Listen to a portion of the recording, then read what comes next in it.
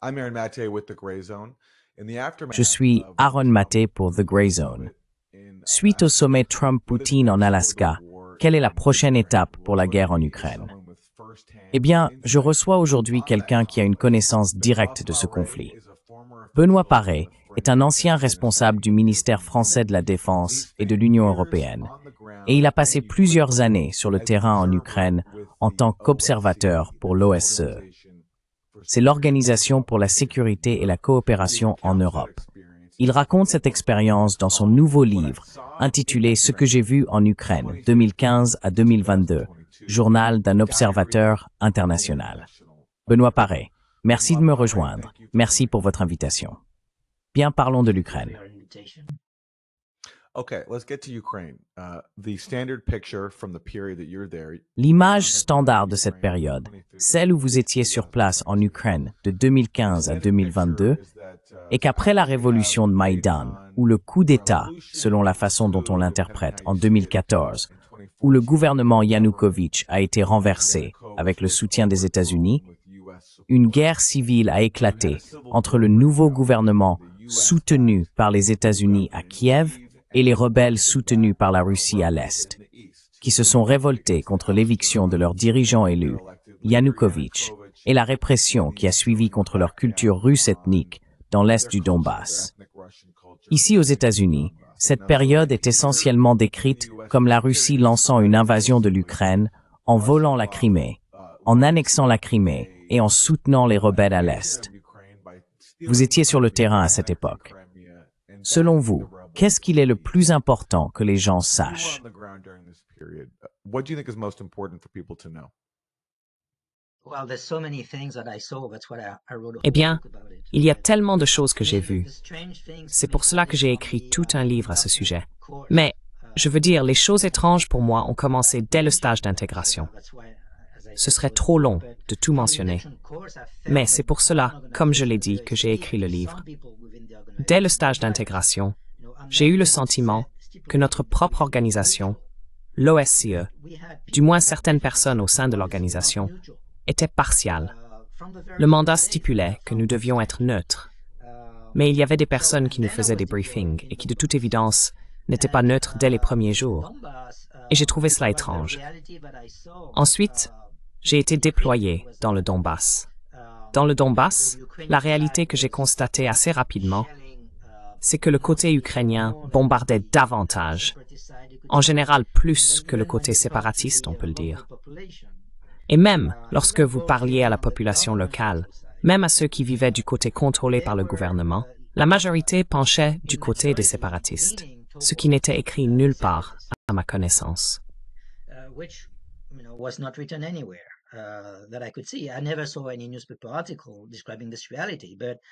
Je n'ai jamais vu d'article de journal décrivant cette réalité. Nous l'avons constaté dans différents endroits que nous avons visités, et je l'ai vu dès le premier jour où j'ai visité un village, port de Mivka, au nord de Donetsk, où les habitants étaient indignés parce que l'armée ukrainienne avait décidé d'occuper la maternelle locale. Ils craignaient que les séparatistes bombardent leur village à cause de la présence de l'armée ukrainienne. C'était le premier cas.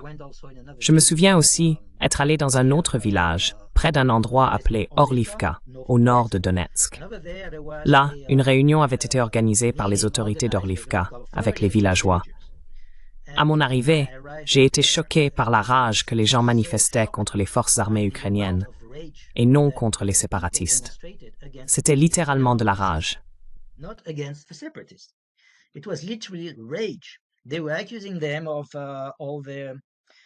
Ils les accusaient de tous les maux qui leur arrivaient. Ils les accusaient, vous savez, d'effrayer les enfants, de menacer les gens, de piller des maisons, de détruire les infrastructures locales pour creuser des tranchées, voire de se bombarder eux-mêmes. Certaines personnes accusaient l'armée ukrainienne de bombarder des villages qu'elle contrôlait afin d'accuser les séparatistes. Maintenant, je n'ai pas de preuves de cela, mais c'est ce que disaient les habitants, et certains étaient au bord des larmes et criaient en racontant ces histoires, et ils ne supportaient pas que l'on puisse douter de leurs témoignages. C'était tellement choquant pour moi de voir cette scène. It was so shocking for me to see this scene. And when I went back to the office, I remember the Et quand je suis retourné au bureau, je me souviens que l'interprète, une interprète locale qui connaissait très bien la région, m'a demandé alors comment c'était. Je lui ai raconté, et elle m'a dit ça ne me surprend pas, parce que ces gens-là, ils penchent fortement du côté de la RPD, c'est-à-dire la République populaire de Donetsk, n'est-ce pas?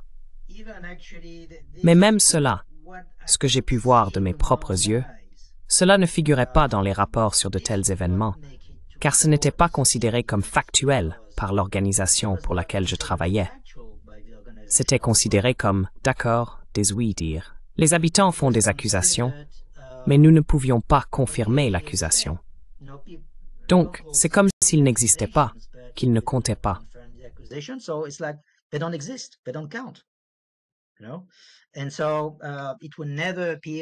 Et donc, cela n'apparaîtrait jamais dans nos rapports. Mais de tels témoignages, j'en ai reçu tellement, d'abord dans la région de Kramatorsk et en dehors de Donetsk, puis, lorsque j'ai été déployé à Mariupol, j'ai recueilli des témoignages similaires de la part des habitants. Maintenant, je ne dis pas que toutes les accusations étaient fondées, d'accord? Mais au moins, cela montrait qu'il y avait une énorme défiance envers les forces armées ukrainiennes. Et puis, j'ai résumé cela par une expression. En réalité, pour eux, les forces d'occupation n'étaient pas, vous savez, les forces russes ou les forces séparatistes. C'était clairement les forces armées ukrainiennes. C'est l'impression que j'ai eue sur le terrain après plusieurs années passées à différents endroits. Mais cela n'apparaîtrait jamais dans nos rapports, parce que ce n'était pas considéré comme factuel.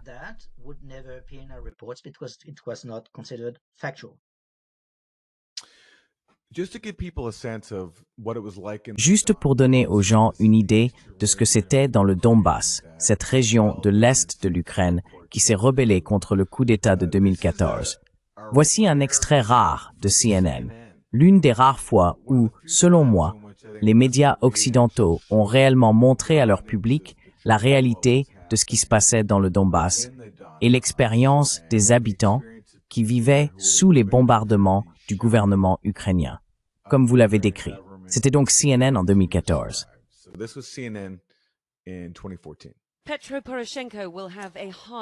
Petro Poroshenko aura du mal à regagner les cœurs et les esprits dans cette ville, alors que les habitants de Donetsk balaient les décombres de leurs maisons et de leurs moyens de subsistance. Ils se montrent endurcis contre un président qu'ils accusent de tuer son propre peuple. « Nous sommes Ukrainiens, mais ils nous tuent », dit cet homme. Nous avons donc probablement besoin de notre propre pays, car ces gens à Kiev ne sont pas nos frères. Les obus ont frappé ces maisons il y a quelques jours, mais les larmes sont encore fraîches.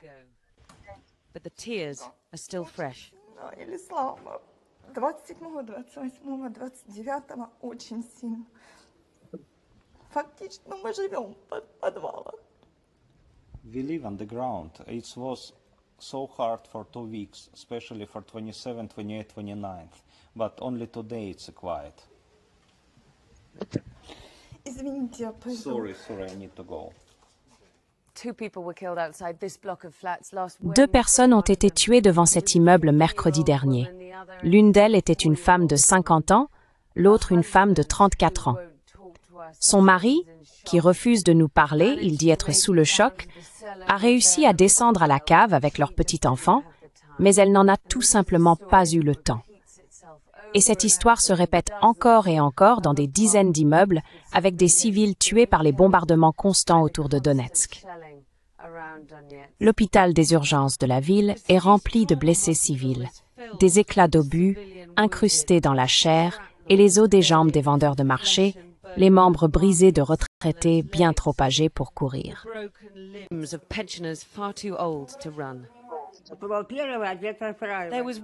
Il y a eu une guerre, et voici la deuxième, me dit cette vieille dame.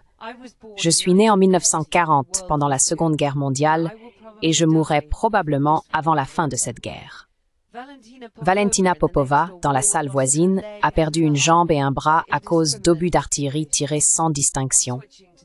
Passant à la langue ukrainienne, elle adresse une supplique bouleversante au président. Nous dansions, chantions, faisions tout en ukrainien, dit-elle. Poroshenko, monsieur Poroshenko, s'il vous plaît, écoutez-nous. Pourquoi ne comprenez-vous pas votre peuple? Soyez un homme, soyez humain. S'il vous plaît, arrêtez votre agression, arrêtez cette guerre. Mais il y a peu de signes en ce sens. Cette ville, autrefois prospère, est désormais à moitié vide. Sa gare a été bombardée. Les forces déchaînées.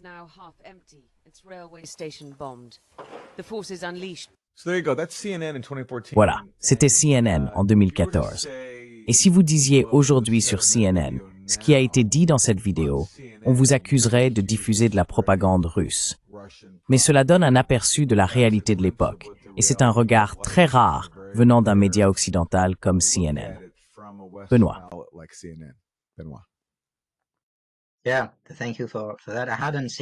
Oui, merci pour cela. Je n'avais pas vu ce rapport, mais j'en ai vu un autre similaire de CNN, en fait à propos de Lugansk. Parce que la ville de Lugansk a été bombardée le 2 juin 2014 par des avions de chasse. Cela a été filmé, il y avait des images. Et j'ai été surpris par le fait que le reportage de CNN était assez honnête, je dois le dire. Il décrivait le nombre de victimes, qui correspondait au nombre officiel de victimes déclarées par la République populaire de Lugansk, comme je l'ai vérifié par la suite. Il y a même un monument là-bas, avec les noms de toutes les victimes. À cette époque, on pouvait dire que CNN rapportait la vérité sur ce qui se passait sur le terrain.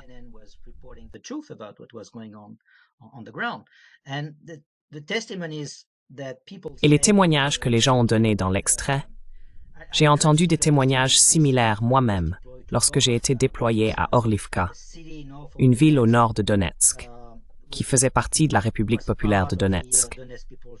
J'ai entendu des récits similaires de la part des habitants là-bas. Quand je leur ai demandé « Envisageriez-vous de rejoindre l'Ukraine à nouveau ?» La réponse était souvent « Eh bien, trop de sang a été versé. » Ils disaient « Comment pourrions-nous rejoindre un pays qui nous considère comme des terroristes et décide de nous tuer? Comment pourrions-nous vouloir retourner dans ce pays? » Donc, j'ai entendu ces déclarations, mais encore une fois, elles n'étaient pas considérées comme factuelles ou importantes pour nos rapports. Donc, vous savez, elles n'ont jamais atteint notre hiérarchie à Kiev.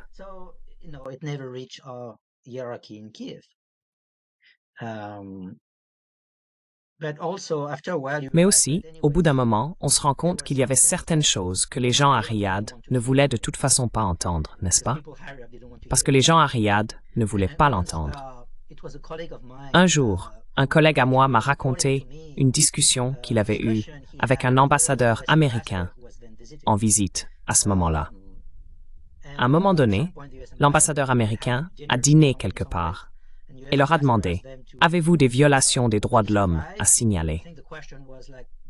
Mon collègue, à ce moment-là, n'avait que des exemples de violations des droits de l'homme commises par les forces ukrainiennes. À cette époque, dans la région de Kramatorsk, on savait que des gens disparaissaient pratiquement tous les 2 jours.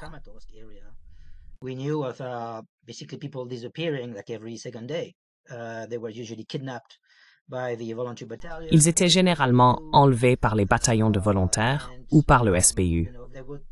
Et, vous savez, ils réapparaissaient après quelques jours et on découvrait alors qu'ils avaient été officiellement arrêtés.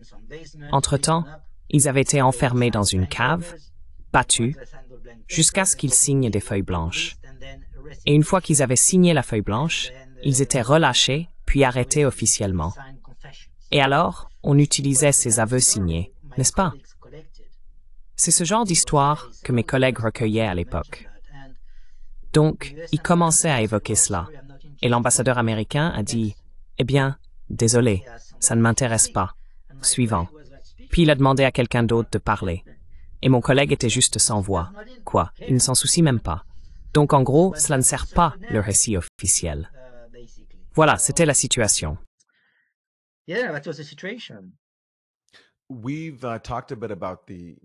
Nous avons évoqué ces forces d'extrême droite, comme le secteur droit et d'autres, qui ont pris de plus en plus d'importance après le coup d'État de Maïdan.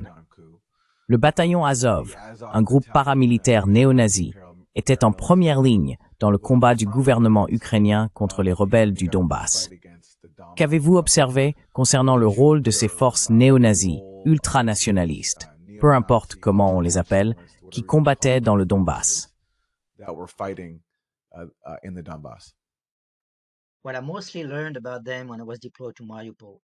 Ce que j'ai surtout appris à leur sujet, c'est lorsque j'ai été déployé à Mariupol.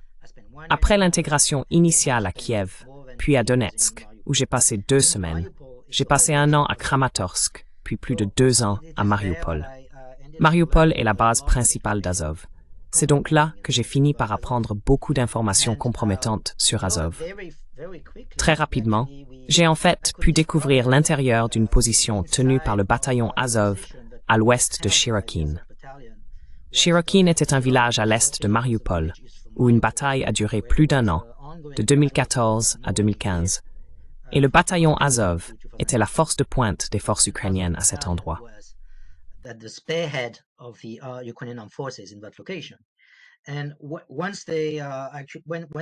Et une fois que les forces séparatistes se sont retirées du village, parce qu'elles le considéraient comme indéfendable et en avaient assez d'être constamment bombardées, elles sont parties, et il y avait un accord stipulant que le village devait rester inoccupé par toute force armée.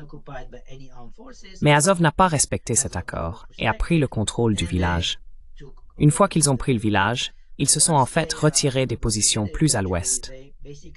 Donc nous, l'OSE, à ce moment-là, avons décidé d'occuper ces positions plus à l'ouest parce qu'elles se trouvaient sur une colline qui offrait essentiellement une vue d'ensemble sur la vallée en contrebas. C'était un excellent point d'observation. C'est pourquoi nous avons décidé de l'occuper.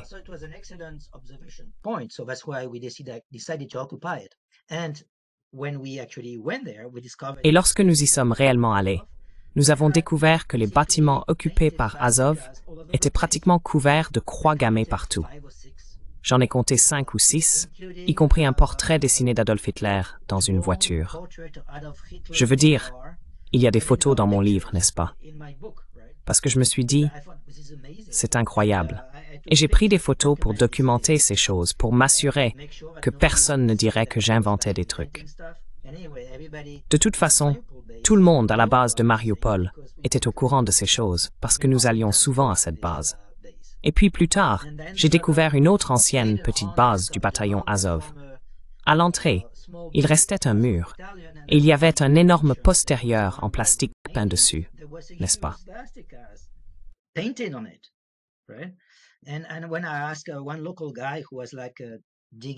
Et quand j'ai demandé à un gars du coin qui creusait dans la terre là-bas, parce qu'ils avaient laissé l'endroit en désordre, il m'a confirmé qu'il était le propriétaire des lieux.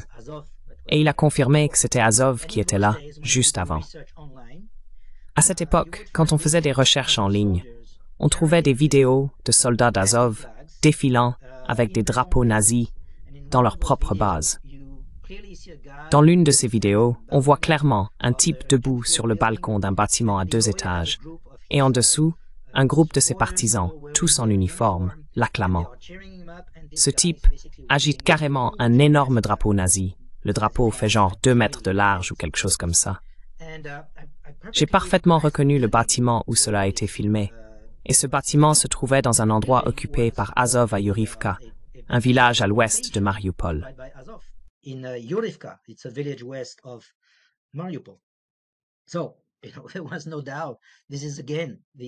Donc, il n'y avait aucun doute, c'est encore une fois le fameux bataillon de Mariupol.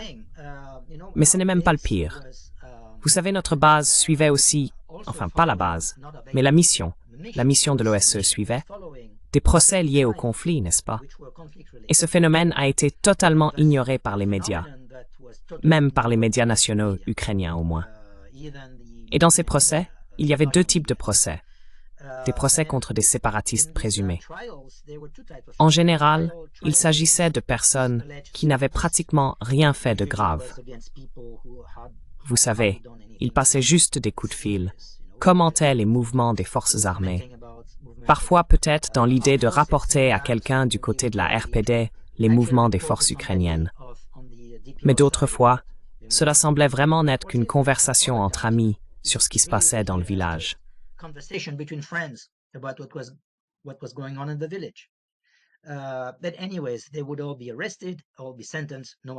Mais de toute façon, ils auraient tous été arrêtés, tous condamnés, quoi qu'il arrive. C'était donc un type de procès. Ensuite, l'autre type de procès concernait certains membres de ces bataillons de volontaires qui étaient allés beaucoup trop loin. Plusieurs de ces procès impliquaient des membres d'Azov. D'autres concernaient des membres du bataillon Donbass, un autre bataillon de volontaires créé juste après le lancement de ce qu'ils appellent l'opération antiterroriste, ou ATO, lancée par le gouvernement ukrainien en avril 2014. J'ai entendu des témoignages sur les atrocités commises par ces bataillons. Le bataillon Dnipro 1 en faisait également partie. Le bataillon Hadar en était un autre. Et le bataillon Hadar, j'ai recueilli des témoignages sur les meurtres qu'ils ont commis contre des civils. J'ai eu le témoignage d'un prêtre de la région de Luhansk qui était terrifié par eux, terrifié par ceux.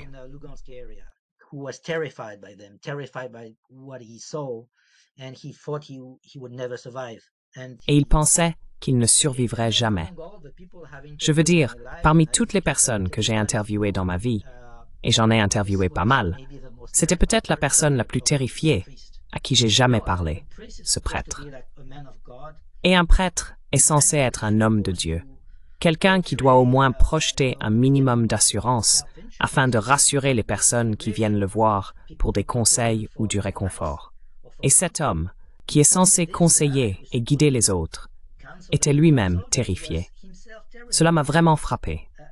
J'ai été vraiment impressionné. Et quand on voit que des gens comme lui étaient terrifiés, on se demande où les habitants pouvaient-ils vraiment aller pour trouver du réconfort. C'est alors qu'on réalise le traumatisme que beaucoup de personnes ont traversé pendant un tel conflit.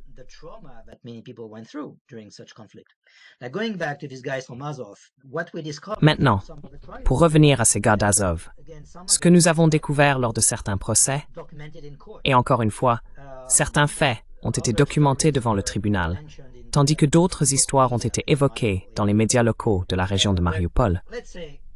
Mais disons que, si nous nous concentrons uniquement sur ce qui a été présenté devant la justice, nous avons appris que beaucoup d'entre eux ont commis des meurtres. Parfois, des meurtres précédés de tortures, des enlèvements et des actes de torture. Et ils pensaient en gros qu'ils pouvaient faire tout ce qu'ils voulaient.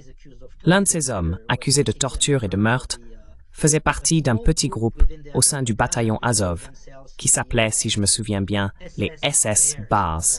Les SS Bars. C'était une petite unité qui occupait un village à l'est de Mariupol. J'ai trouvé une photo de ces hommes avec le nom d'un membre dont nous avons suivi le procès.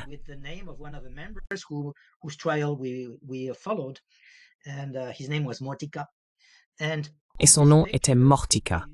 Sur cette photo, il y a un groupe d'une douzaine de soldats environ. Ils sont tous rassemblés autour d'un portrait d'Adolf Hitler, littéralement, n'est-ce pas? Les SS Bears, SS Wolves, ou peut-être Bears aussi. J'ai un petit doute sur le nom exact, mais je me souviens précisément de SS. Mais qui connaît encore ces gens aujourd'hui?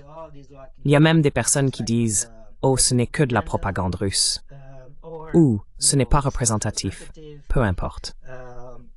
Mais ensuite, j'ai en fait parlé à un membre de l'équipe de sécurité d'Azov. J'ai eu l'autorisation de visiter l'une des bases d'Azov dans la ville de Mariupol, à l'est de Mariupol. C'était une base de niveau compagnie.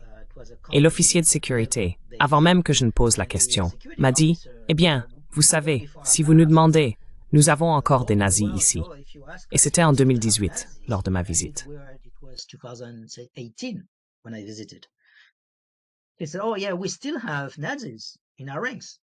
Il a dit « Oh oui, nous avons encore des nazis dans nos rangs. »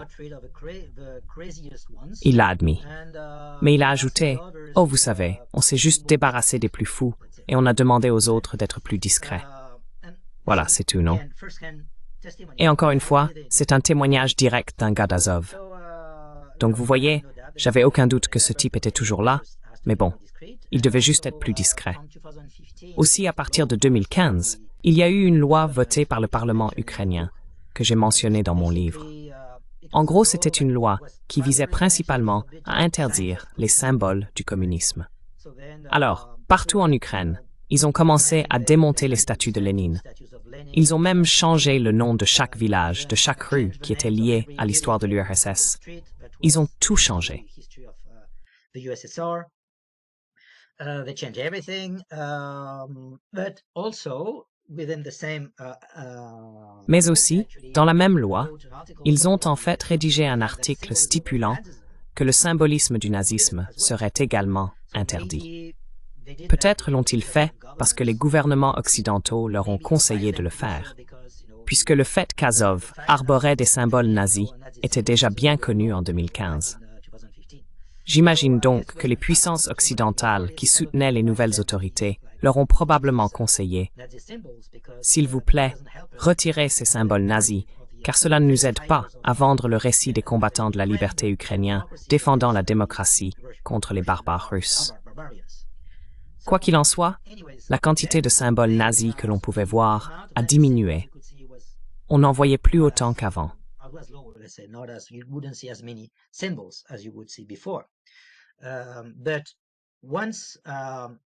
Mais une fois que, vous savez, la Russie a lancé son opération militaire spéciale en 2022, si vous regardiez attentivement les chaînes Telegram, vous pouviez voir que les symboles nazis discrets commençaient à réapparaître sur les uniformes des forces armées ukrainiennes. Mais ils n'étaient pas aussi évidents que des croix gammées, parce que les croix gammées sont trop voyantes. Donc ils utilisaient d'autres symboles, comme le soleil noir, et d'autres, dont je ne me souviens plus des noms pour l'instant. Certains symboles, je ne savais même pas moi-même qu'ils étaient associés au nazisme avant d'aller en Ukraine. Je l'ai découvert plus tard, quand j'y étais confronté, et quand j'ai lu à ce sujet. Et donc, c'était une façon de montrer pardon.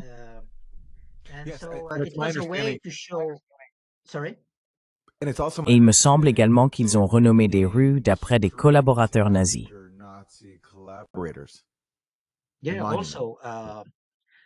Oui, aussi. D'après ce que j'ai lu, ils ont commencé à nommer des rues d'après Bandera, ce qui était assez courant en Ukraine de l'Ouest, mais aussi d'après des personnes que l'on pourrait considérer comme de véritables criminels de guerre, connus pour avoir ordonné ou participé à d'importants crimes de guerre en 1943.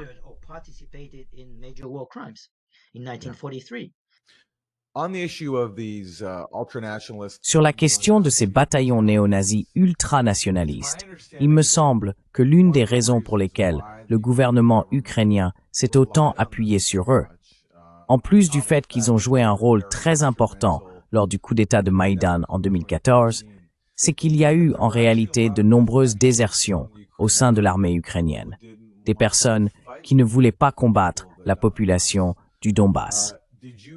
Avez-vous constaté cela, des membres de l'armée ukrainienne abandonnant leur poste parce qu'ils ne voulaient pas combattre les rebelles soutenus par la Russie à l'Est?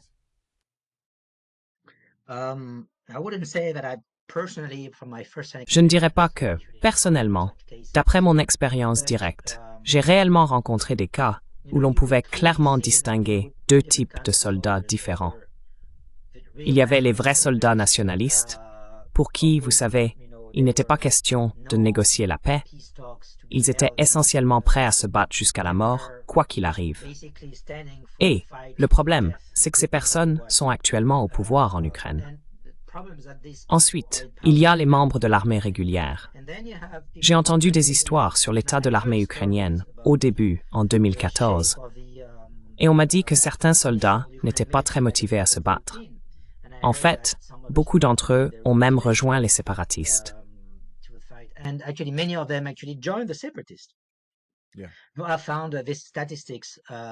J'ai trouvé ces statistiques du gouvernement ukrainien datant de septembre 2015.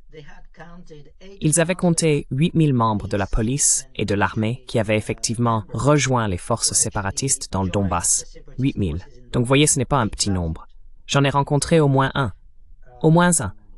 Un officier qui m'a dit qu'il faisait partie des forces armées ukrainiennes et qu'il avait décidé de rejoindre la milice de la RPD. Ce type venait de Mariupol et il m'a dit que toute sa famille était à Mariupol et qu'au moment où il a pris sa décision, il a été en quelque sorte séparé de sa famille. J'ai aussi rencontré un autre homme qui en fait, il n'était pas membre des forces armées au départ, mais il venait de Kramatorsk. Et lorsque les forces séparatistes se sont retirées de Kramatorsk, il les a suivis. Et il a été, en quelque sorte, séparé de sa famille jusqu'à maintenant, on pourrait dire.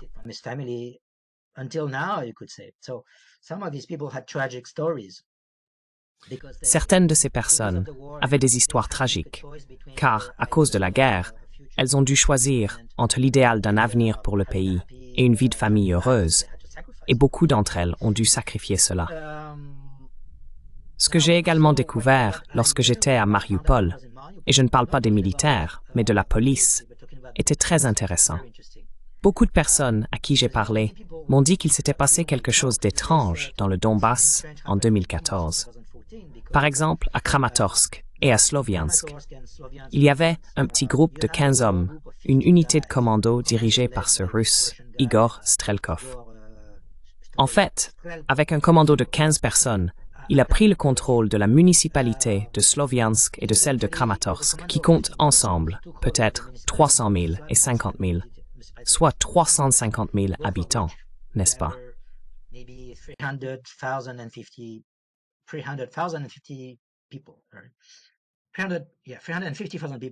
Oui, 350 000 personnes, désolé. Et un journaliste m'a demandé comment 15 types avaient pu prendre le contrôle d'une municipalité aussi grande que Kramatorsk, qui comptait 600 policiers sur place. Où étaient-ils? J'ai eu une partie de l'explication quand je suis allé à Mariupol plus tard. J'ai parlé à l'homme qui était le secrétaire du conseil municipal. Il était en quelque sorte le numéro 2 de la municipalité à l'époque. Il m'a dit, eh bien, vous savez, la police que nous avions à Mariupol est une unité spécifique appelée l'unité 3057, qui était comme la police anti-émeute. Cette unité a été envoyée à Maïdan.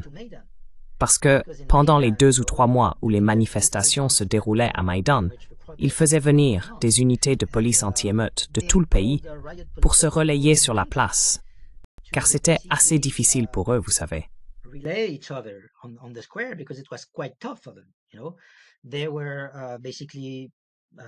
Ils se sont fait littéralement attaquer. Je veux dire, on leur a lancé toutes sortes de choses, vous savez. Beaucoup de cocktails Molotov, parfois de vraies balles, tout ce que les gens pouvaient trouver. Des pierres, des chaînes, vous voyez. Et beaucoup d'entre eux ont été blessés. C'était très difficile pour eux, et ils n'avaient pas le droit de riposter. Et le gars de la municipalité m'a dit que beaucoup d'entre eux étaient traumatisés en revenant de ces événements de Maïdan.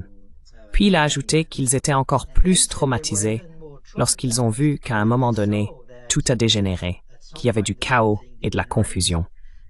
Et puis tout à coup, la police anti-émeute, qui était censée protéger l'État, s'est retrouvée sur le banc des accusés, accusée en gros de s'être retournée contre le peuple.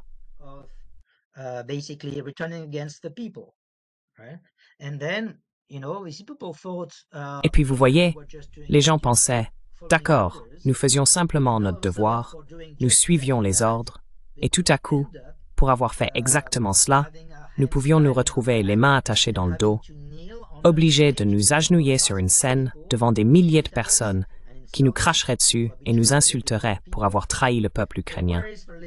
Alors, où est le pouvoir légitime? Le politicien m'expliquait qu'il fallait se mettre à leur place. Ces gens-là ne savaient plus où se trouvait la légitimité. D'abord, il y a eu un coup d'État à Maïdan, puis un contre-coup à Mariupol. Parce qu'à Mariupol, en gros, une grande partie de la population était très opposée à ce qui s'était passé à Maïdan, et elle soutenait un gouvernement séparatiste.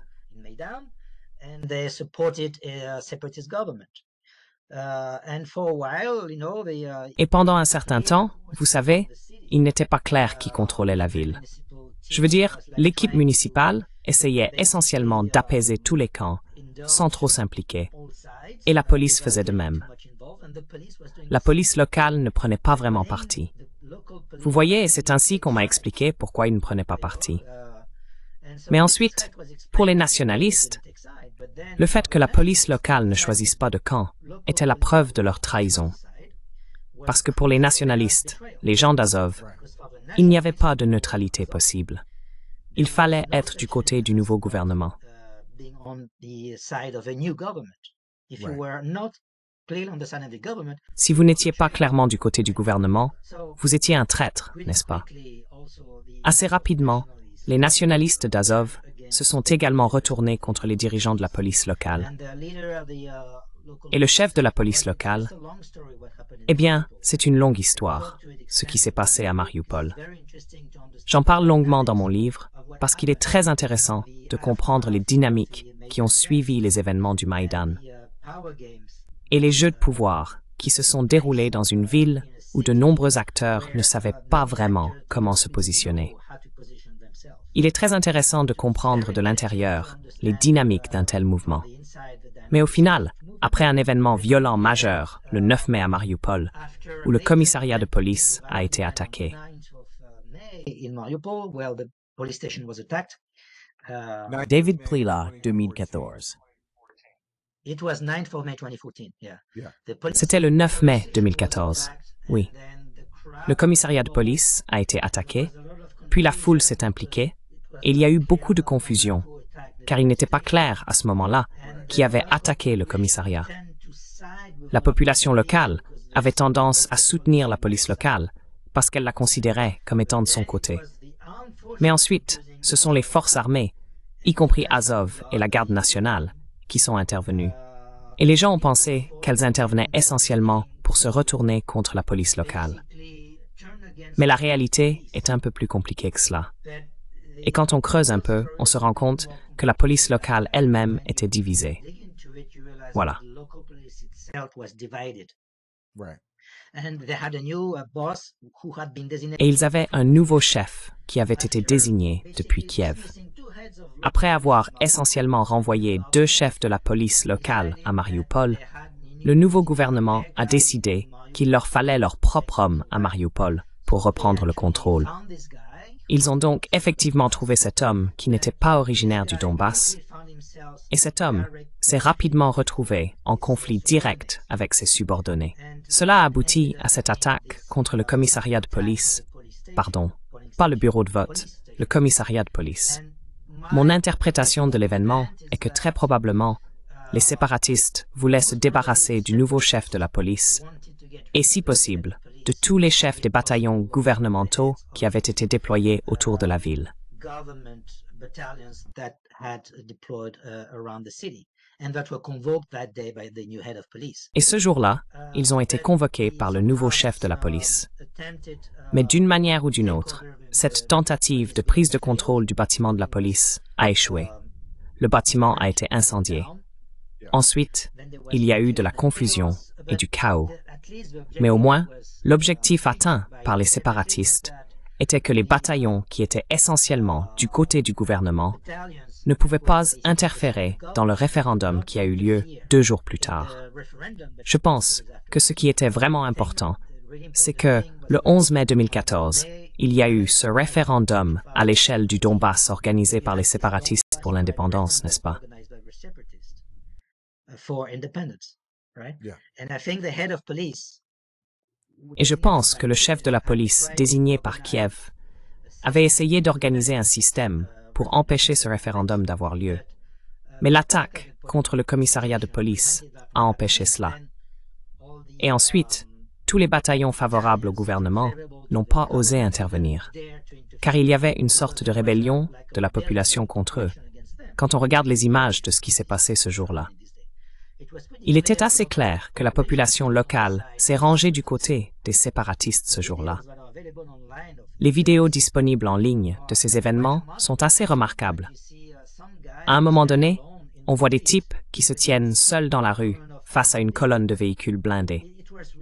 Cela rappelait ces fameuses images de Chine pendant la Révolution, enfin, la tentative de révolution, en 1989, si vous vous souvenez de cela. C'est les événements de... J'ai oublié le nom de la place principale. I forgot the name of the main square. Place Tiananmen. Tiananmen Square. The Tiananmen Square event, you remember? La place Tiananmen. L'événement de la place Tiananmen. Vous vous souvenez de ces images d'un homme, un civil, seul, debout devant une colonne de chars.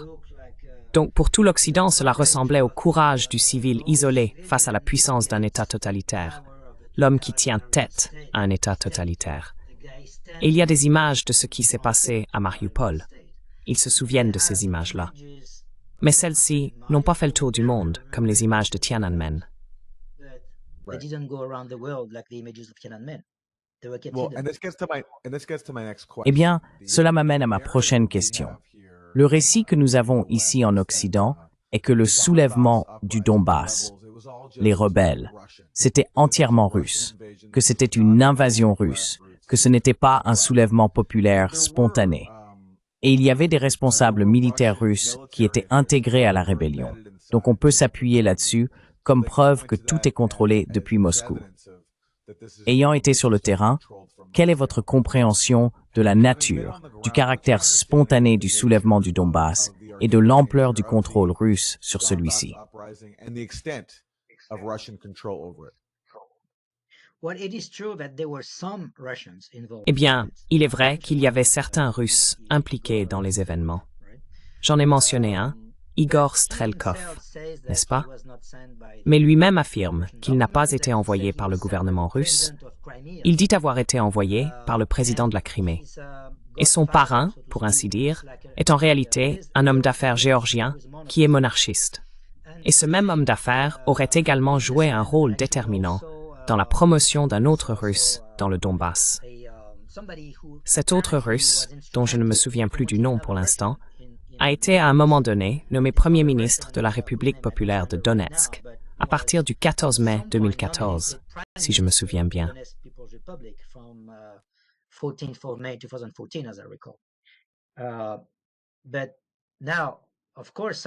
Mais maintenant, bien sûr, certaines personnes affirmeraient que le fait que ces deux personnes aient été nommées à des postes de haut niveau dans la structure de la RPD prouve le soutien russe aux séparatistes.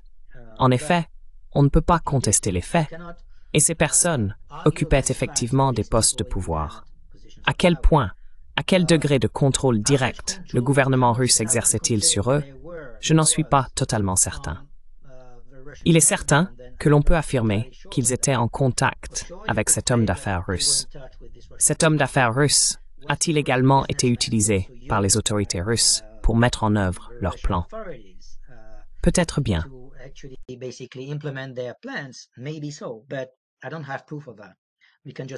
Mais je n'ai pas de preuve de cela. Nous ne pouvons que spéculer à ce sujet. Mais lorsque vous étudiez ce qui s'est passé à Mariupol, encore une fois, c'est une étude de cas pour moi que j'ai beaucoup analysée. Vous ne voyez pas à Mariupol, quand vous examinez réellement le parcours de toutes les personnes impliquées, tous les principaux acteurs de la scène politique et militaire locale. Aucun d'entre eux n'est russe. Même les personnes qui auraient été impliquées dans l'attaque contre le commissariat de police, tous étaient natifs de Mariupol, même selon Mirodvorets. Mirodvorets est ce site nationaliste ukrainien qui répertorie essentiellement tous les ennemis de l'Ukraine. Je suis sur cette liste. J'imagine que je serai bientôt sur cette liste, si je n'y suis pas déjà. Je pense que c'est un pari raisonnable, oui. De toute façon, quand j'utilise réellement leurs propres sources, j'ai consulté la page qu'ils ont consacrée à l'attaque contre le commissariat de police de Mariupol et tous les suspects qu'ils mentionnent. Ils donnent aussi leurs noms et leurs adresses, et tous étaient à Mariupol. C'étaient tous des habitants de Mariupol. Mais ils sont présentés comme des terroristes russes, n'est-ce pas? Quels terroristes russes? Ils sont nés à Mariupol. Même après cela, j'ai vu d'autres cas où, en gros, toutes les personnes dont j'avais des témoignages directs étaient des habitants locaux qui sont morts à un moment donné. Et dans la presse, ils étaient présentés comme des terroristes russes.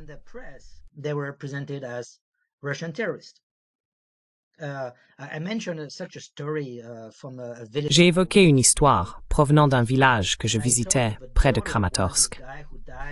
J'ai parlé à la fille de l'un de ces hommes qui est mort en manipulant un piège explosif. Il avait été présenté dans les médias ukrainiens comme un terroriste russe. Et elle a dit, « C'est mon père. C'est notre village. Nous avons toujours vécu ici. Alors, en quoi mon père serait-il un terroriste russe, n'est-ce pas?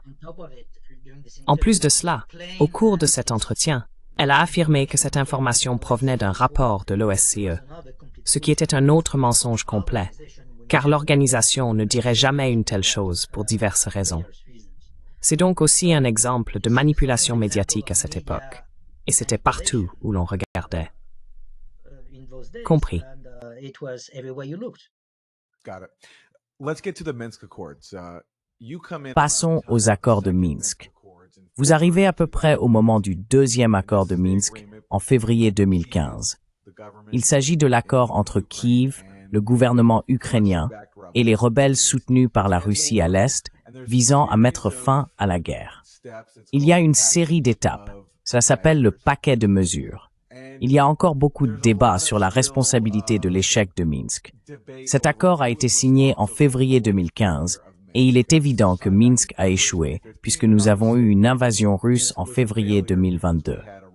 Donc selon vous, je veux dire, Minsk est source de confusion pour beaucoup de gens parce qu'il y a tellement d'étapes et il y a une incertitude sur qui devait agir en premier. Selon vous, qu'est-ce qu'il est le plus important de savoir sur les accords de Minsk et à qui attribuez-vous l'échec de leur mise en œuvre? Je vais être très clair.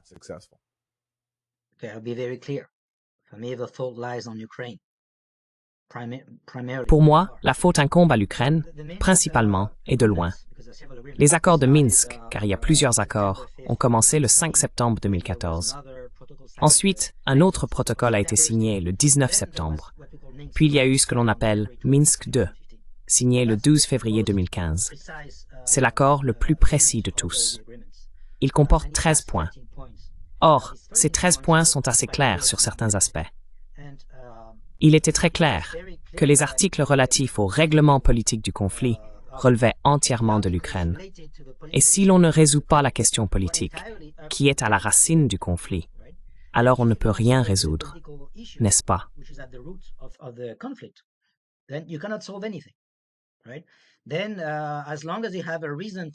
Alors, tant que vous avez une raison pour que les gens continuent de se battre, vous aurez des violations du cessez-le-feu et vous aurez des violations du retrait des armes, parce que les gens n'ont pas pu obtenir ce qu'ils voulaient par des moyens pacifiques. De toute façon, tout tournait autour du fait que le Donbass, les territoires contrôlés par les séparatistes, étaient censés avoir un statut d'autonomie. Ce n'était même pas l'indépendance. C'était une autonomie au sein de l'Ukraine. Et pour que cela se produise, le Parlement ukrainien devait adopter deux lois différentes. Une loi devait créer le statut spécifique d'autonomie pour ces régions du Donbass, et la seconde loi devait être une modification de la Constitution qui permettrait à la première loi d'être valide, n'est-ce pas? Ils devaient modifier leur Constitution, vous savez, les termes, pour créer un statut d'autonomie pour le Donbass.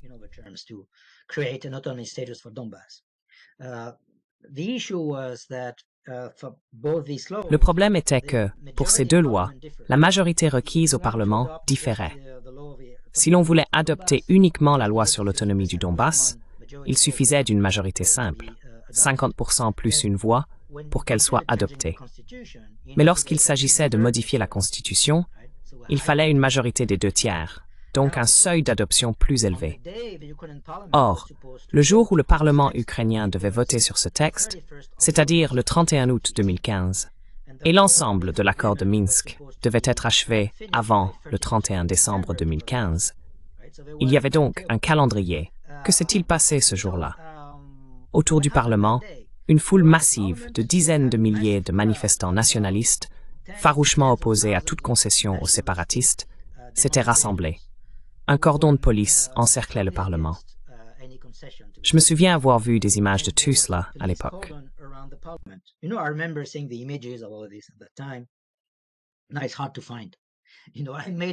Aujourd'hui, il est difficile de trouver ces informations. J'ai fait des recherches dans le cadre de mon livre sur tous ces sujets, et il est aujourd'hui plus difficile de trouver des informations sur ce qui s'est passé, ce qui est incroyable. Même sur Wikipédia, c'est totalement absent. Rien sur cet aspect n'est mentionné sur Wikipédia, ni en anglais, ni même en français. C'est totalement effacé. Pourtant, c'était l'aspect le plus important des accords de Minsk. Si vous le supprimez, alors vous supprimez le fait que l'Ukraine était responsable de son échec, n'est-ce pas? C'est la logique derrière la suppression de cette information. Mais bref, pour revenir à ce qui s'est passé, lorsque la foule a appris que le Parlement avait voté la première loi, l'un des nationalistes a lancé une grenade à main sur le cordon de police.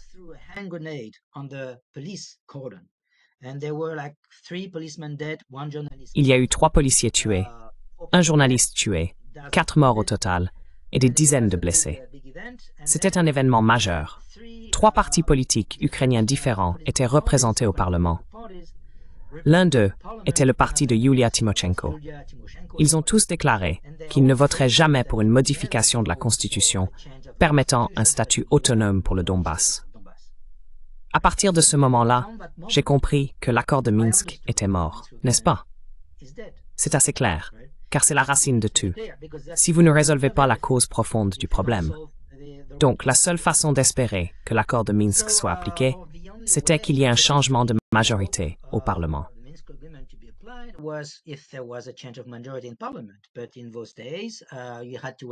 Mais, à cette époque, il fallait attendre jusqu'en 2019. Cela signifie qu'entre 2015 et 2019, rien n'a bougé.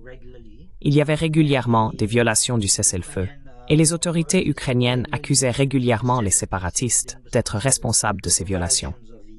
Mais, en réalité, lorsque l'on examinait plus en profondeur les données dont nous disposions, on pouvait conclure, surtout plus tard, lorsque nous avons fait des statistiques comme je l'ai fait sur les dégâts causés aux biens, que 75% des bombardements dans l'oblast de Luhansk, par exemple, 75% des dégâts matériels dus au bombardement étaient du côté séparatiste, c'est-à-dire causés par les forces armées ukrainiennes.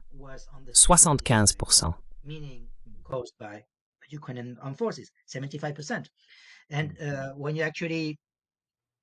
Et lorsque l'on examinait réellement les chiffres des victimes civiles dues à la poursuite des actes de guerre, bombardements et tirs, les chiffres étaient très similaires entre 2016 et 2018. Là encore, j'ai moi-même fait les statistiques parce que j'avais toutes les données à disposition. Très peu de personnes au sein de mon organisation disposaient de ces données. Et j'ai réalisé que c'était extrêmement intéressant. J'ai donc commencé à faire les statistiques que ma propre mission ne voulait pas faire.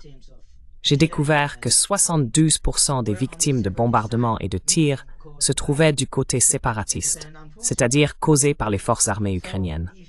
Donc, si l'on compare les deux statistiques, victimes et dommages matériels, on retrouvait des pourcentages très similaires qui correspondaient, ce qui constituait 2 critères tangibles pour conclure que, pendant toute cette période, ce sont les forces ukrainiennes qui bombardaient le plus, et de loin.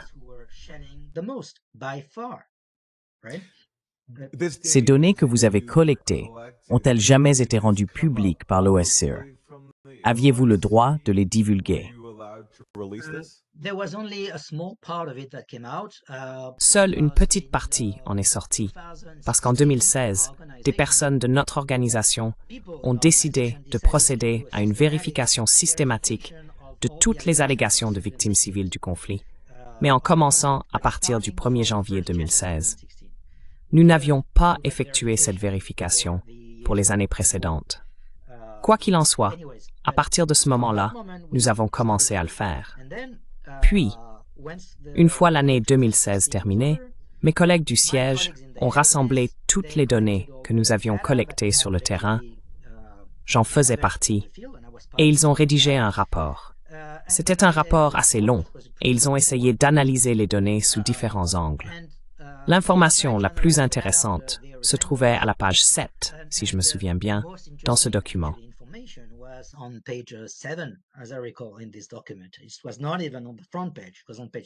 Ce n'était même pas en première page. C'était en page 7. Et c'est la seule fois où l'OSCE a réellement présenté les statistiques, montrant qu'il y avait plus de victimes du côté séparatiste que du côté contrôlé par le gouvernement. Mais même là, ils avaient mélangé les victimes des mines et des engins non explosés avec celles des bombardements. Ils avaient tout mélangé. Et le chiffre qui en est ressorti, c'est que 63% des victimes étaient du côté séparatiste. Mais encore une fois, si l'on ne considère que les actes de guerre, c'est 72%, n'est-ce pas? Quoi qu'il en soit, même avec cette seule statistique, le gouvernement ukrainien a été furieux quand elle est sortie.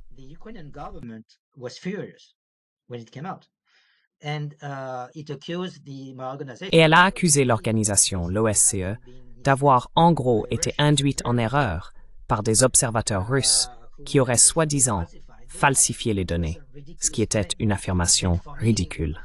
Pour ma part, ayant participé au processus, je peux vous dire qu'il n'y avait pas un seul Russe, à ma connaissance, qui ait été impliqué dans la collecte initiale des informations sur le terrain ou dans leur analyse par la suite. Il n'y avait pas un seul citoyen russe qui occupait réellement un poste de pouvoir au sein de l'organisation. Le poste le plus élevé qu'ils occupaient était quelque chose comme chef de groupe de patrouille, des personnes qui ne prenaient aucune décision importante. C'était simplement une fonction logistique.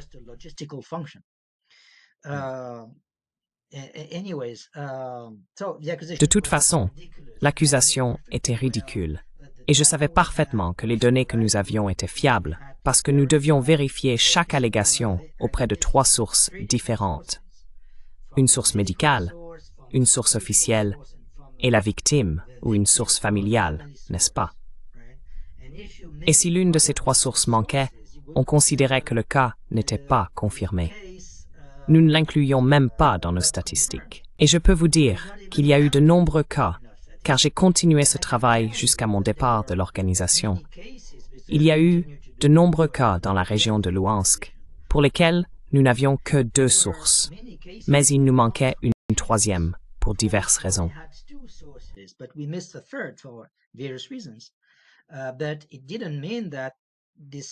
Mais cela ne signifiait pas que ces victimes n'existaient pas.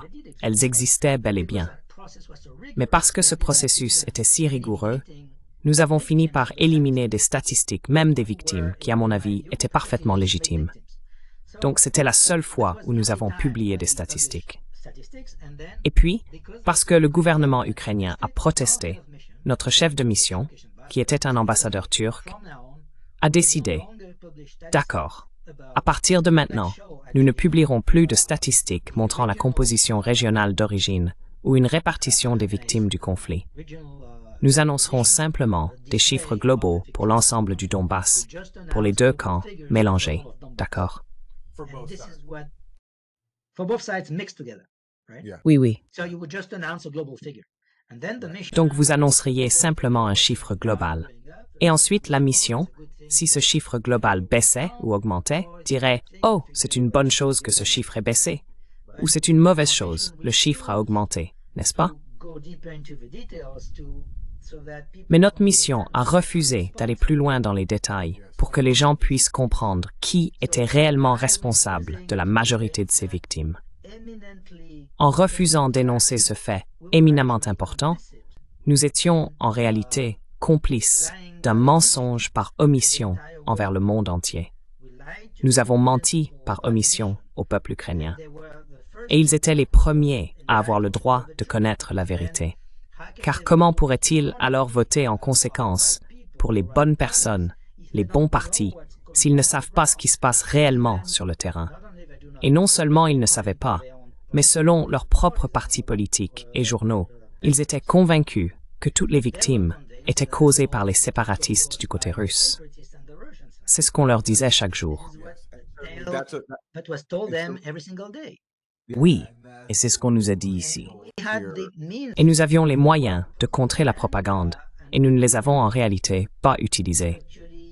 Nous avons trahi notre mandat, à mon sens. C'est pour cela que j'ai écrit mon livre. Compris. Cela m'amène donc à ma prochaine question. Vous avez mentionné plus tôt que le processus de paix de Minsk était effectivement au point mort en l'absence de nouvelles élections ukrainiennes pour un nouveau gouvernement. Cela se produit en 2019. Zelensky remporte la présidence avec un mandat axé sur la paix dans le Donbass, sur la fin de la guerre là-bas. Que se passe-t-il ensuite?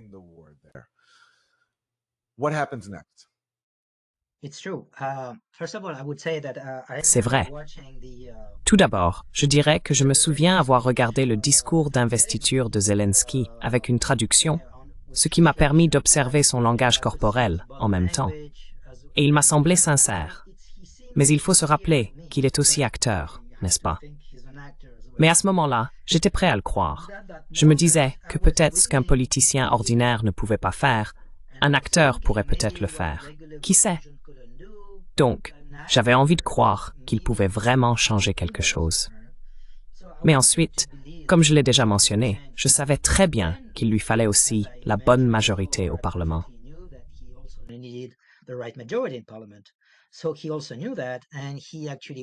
Il le savait donc aussi. Et en fait, l'une des premières décisions qu'il a prises a été de dissoudre le Parlement et d'organiser des élections le plus rapidement possible, afin d'obtenir une majorité qui le soutiendrait, n'est-ce pas? Il a donc été investi en mai 2019, puis des élections ont été organisées en juillet 2019. Mais le fait est que très rapidement, quelques jours seulement après son investiture, il y a eu des signes indiquant qu'il n'aurait pas la liberté de faire tout ce qu'il voulait, même s'il était sincère, ce dont je ne suis pas certain aujourd'hui, n'est-ce pas? S'il y avait en lui une sincérité quant à la résolution du conflit, il ne pouvait pas ignorer le fait que les dirigeants de droite l'avaient mis en garde.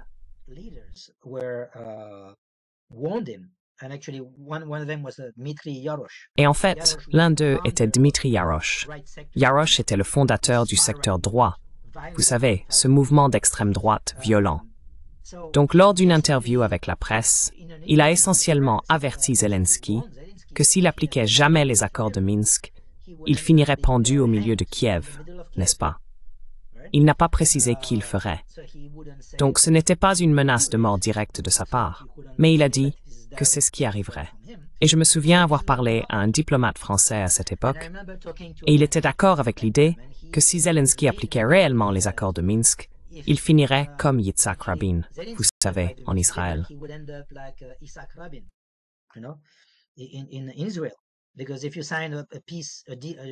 Parce que si vous signez un accord de paix avec l'ennemi, il est probable que vous soyez tué par des extrémistes de votre propre camp, n'est-ce pas? C'est ce qui est arrivé à Yitzhak Rabin. Donc, en gros, il suivrait le destin de Yitzhak Rabin. C'était la déclaration, je m'en souviens. Et j'y crois aussi. Je savais donc que ce n'était pas facile. Mais bon, j'espérais encore que quelque chose puisse arriver. Et puis, il y a eu ce mémo qui a été publié, que je me souviens avoir lu à l'époque. Mike Benz, que vous connaissez probablement, il a été interviewé par Joe Rogan et Tucker Carlson il n'y a pas si longtemps, il y a quelques mois. Et pendant son interview avec Joe Rogan, ils ont en fait mentionné ce qu'il appelait le mémo des lignes rouges. Je ne sais pas si vous en avez entendu parler.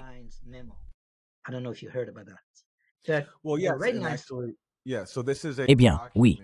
Il s'agit donc d'un document publié par un certain nombre d'organisations non gouvernementales ukrainiennes qui affirment essentiellement que Zelensky serait un traître s'il mettait en œuvre les accords de Minsk. Et Ivan Kachanovsky, le chercheur ukraino-canadien, souligne que la majorité des groupes ayant signé ce document étaient financés par le gouvernement américain.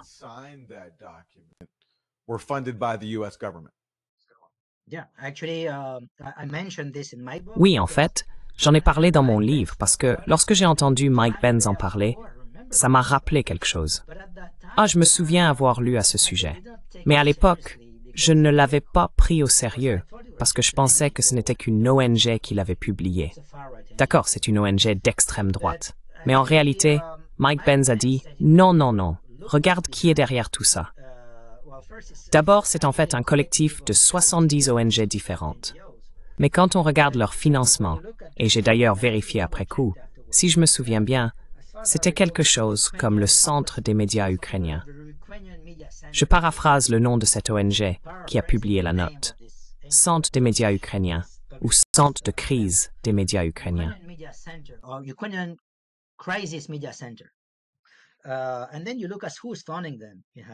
Et puis, regardez qui les finance. Vous avez le département d'État, vous avez l'OTAN, vous avez l'USAID, enfin toutes les branches habituelles de l'État profond, on pourrait dire, non?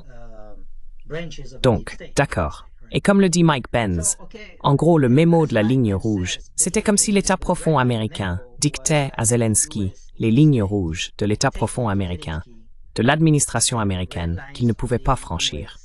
Et ce n'était pas seulement à propos des accords de Minsk. En fait, quand on lit tout le document, les accords de Minsk en faisaient partie, mais il y avait aussi tout un ensemble de lois adoptées par Poroshenko, y compris des lois sur la langue. Et il était clairement indiqué que Zelensky ne pouvait revenir sur aucune des lois adoptées par Poroshenko.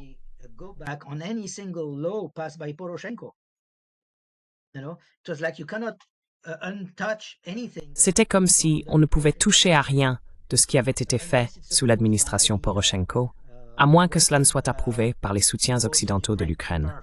Je paraphrase, mais qui sont les soutiens occidentaux de l'Ukraine? Eh bien, principalement l'administration américaine, l'État profond américain. Donc c'est très clair. Quand on le lit, c'est comme un ultimatum adressé à Zelensky. Tu ne peux rien faire sans nous. Et cela se conclut par la déclaration que s'il ne suit pas cet avertissement, il pourrait y avoir des troubles dans le pays. Et par troubles, on comprend bien qu'il pourrait organiser un autre Maïdan. Et cette fois, tu en serais la victime, n'est-ce pas? Donc, malheureusement, je pense que dès le début, Zelensky avait les mains liées, même si par la suite il a obtenu la majorité au Parlement. Son propre parti, Serviteur du peuple, a obtenu plus de 50% des sièges au Parlement.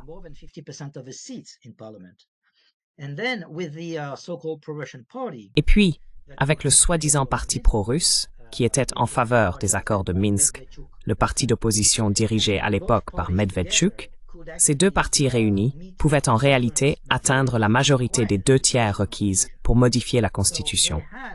Donc rien qu'avec ces deux partis, il était possible de mettre en œuvre les accords de Minsk et de les résoudre une bonne fois pour toutes.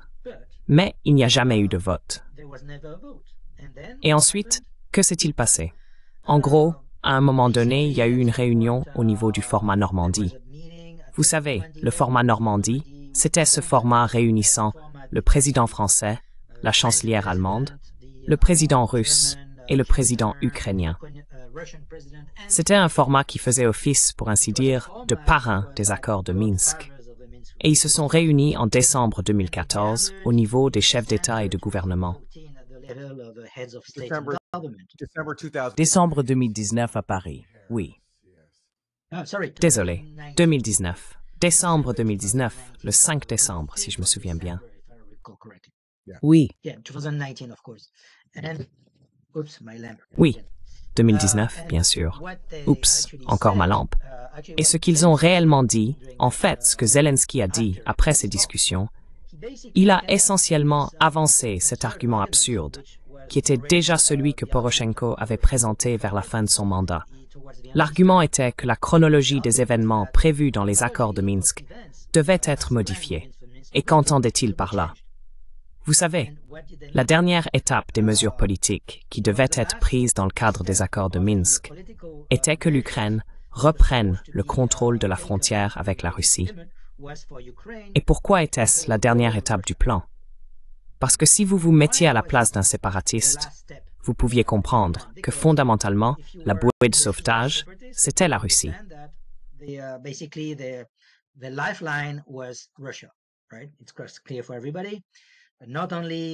C'est évident pour tout le monde, non seulement parce qu'ils ont reçu de l'aide humanitaire de la Russie, en grande partie, mais aussi très probablement des munitions et peut-être des conseillers militaires, peu importe. Cela n'a jamais été officiellement reconnu, mais on pouvait évidemment deviner que sans le contrôle de la frontière, il serait perdu, n'est-ce pas? Quoi qu'il en soit, il avait déjà été convenu qu'une fois que les séparatistes auraient obtenu un statut, garanti par l'idée d'avoir leur propre police, leurs propres droits linguistiques, leur propre gouvernement autonome, alors ils accepteraient de remettre la clé de la frontière à l'État ukrainien. Oui. Pour résumer.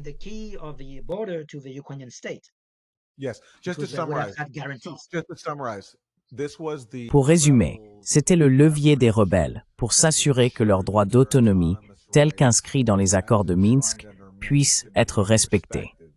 Une fois que vous nous accordez notre autonomie, alors la Russie se retirera et l'Ukraine reprendra le contrôle de sa frontière. C'était essentiellement le dernier levier dont ils disposaient après le coup d'État de Maïdan, au cours duquel leur gouvernement a été renversé. C'était donc leur façon de dire « Si vous voulez que la Russie se retire et que l'Ukraine reprenne le contrôle de sa frontière, vous devez nous accorder nos droits d'autonomie pour garantir notre sécurité au sein d'une Ukraine unifiée. »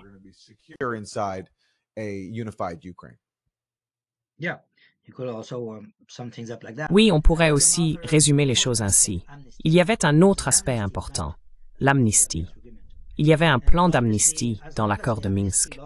Et évidemment, tant que la loi d'amnistie n'était pas adoptée, toutes ces personnes qui faisaient partie des autorités séparatistes ou des forces armées craignaient d'être arrêtées.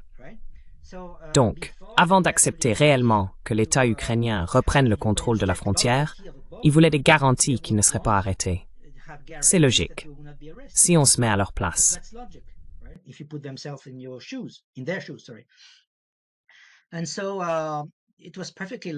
Il était donc parfaitement logique que la dernière étape soit le contrôle de la frontière, car toutes les différentes lois devaient être adoptées par l'Ukraine. Les séparatistes n'avaient aucun pouvoir, à part le contrôle de la frontière. Mais ensuite, d'abord Poroshenko, puis Zelensky ont déclaré « Oh, nous pensons que les mesures prévues dans les accords de Minsk devraient être modifiées. Nous devrions changer l'ordre et obtenir d'abord le contrôle de la frontière. » Et cela garantissait que les séparatistes ne seraient jamais d'accord. Car si vous obtenez le contrôle de la frontière, et j'en suis moi-même convaincu, l'Ukraine n'aurait jamais appliqué les accords de Minsk. Et l'un des signes tangibles de cela, c'est que le Parlement ukrainien a voté ce qu'ils ont appelé une autre loi, la loi sur la réintégration du Donbass.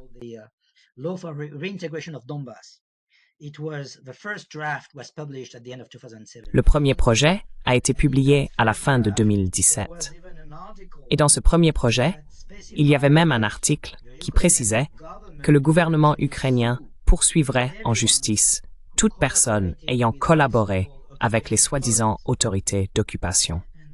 Et la façon dont c'était formulé laissait entendre qu'il pourrait même se permettre d'arrêter les femmes de ménage dans les jardins d'enfants parce qu'elles étaient payées par les autorités séparatistes. Donc, c'est une forme de collaboration avec les autorités d'occupation, n'est-ce pas? Il pourrait donc arrêter des dizaines de milliers de personnes, s'il le voulait, avec cet article.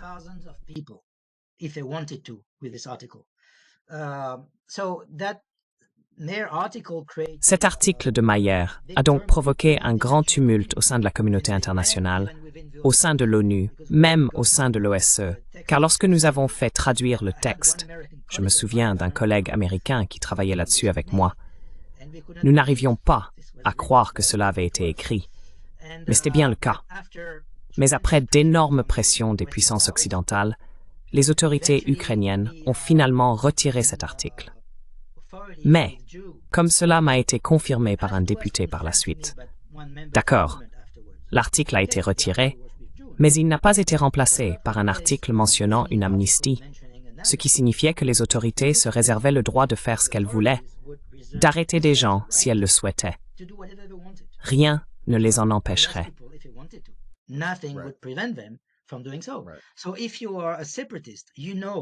Donc, si vous êtes un séparatiste, vous savez que l'intention des autorités ukrainiennes est d'arrêter chacun d'entre vous. Vous le savez depuis la fin de 2017. Comment pouvez-vous faire confiance au gouvernement ukrainien? Comment pouvait-il faire confiance au gouvernement ukrainien pour essentiellement leur accorder cette amnistie au cas où ils prendraient d'abord le contrôle de la frontière? C'était voué à l'échec, non? Pour moi, c'était un prétexte quand ils ont avancé ce raisonnement. Pour moi, ce n'était pas seulement un prétexte. Ils n'auraient jamais appliqué les accords de Minsk. Et quand j'ai entendu Zelensky répéter le même argument que Poroshenko, je me suis encore dit, d'accord, les accords de Minsk sont morts une bonne fois pour toutes, même avec Zelensky, même avec la majorité. Décembre 2019.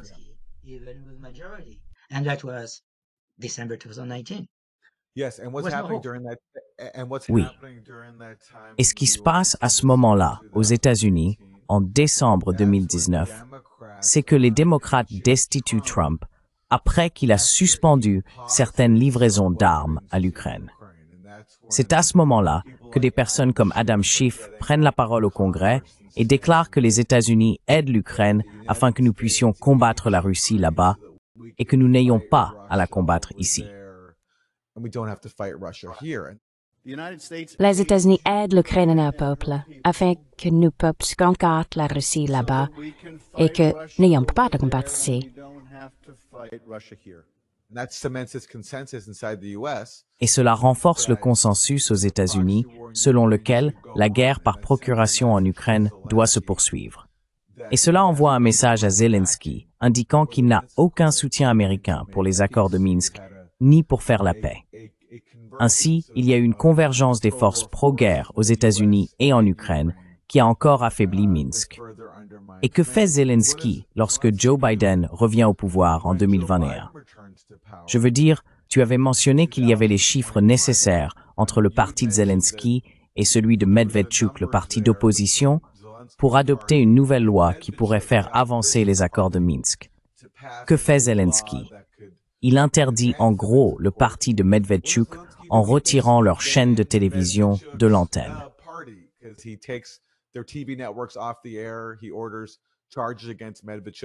Il ordonne des poursuites contre Medvedchuk, ce qui conduit ensuite, un an plus tard, à l'invasion de la Russie. Nous avons peu de temps, donc je voudrais vous interroger sur la période juste avant l'invasion russe. Il y avait des chiffres de l'OSCE montrant que les bombardements des zones rebelles par le gouvernement ukrainien avaient fortement augmenté dans les jours précédant l'invasion russe. Donc, juste avant que la Russie n'envahisse l'Ukraine en février 2022, le gouvernement ukrainien a, selon les chiffres que j'ai vus de votre groupe, considérablement intensifié ses bombardements sur le Donbass. Est-ce que vous avez observé sur le terrain? Et parlez-nous de ce qui se passait pendant cette période.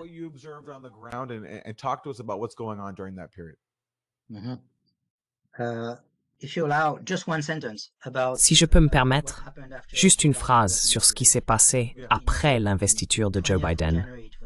Il a été investi le 20 janvier 2021, n'est-ce pas? Oui. Ce que vous avez mentionné, l'interdiction des chaînes de télévision d'opposition, c'était le 2 février, à peine 10 ou 12 jours plus tard, presque immédiatement.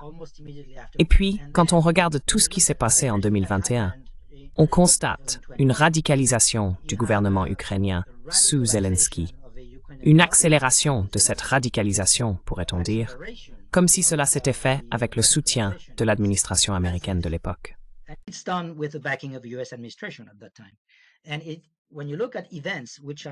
Et quand on regarde les événements, que je détaille dans mon livre, c'est comme si, vous savez, ils s'étaient peut-être assis ensemble et s'étaient dit « Oh, quelles sont les choses que nous pourrions faire pour antagoniser les Russes autant que possible, afin qu'il n'ait pas d'autre choix que d'attaquer ?»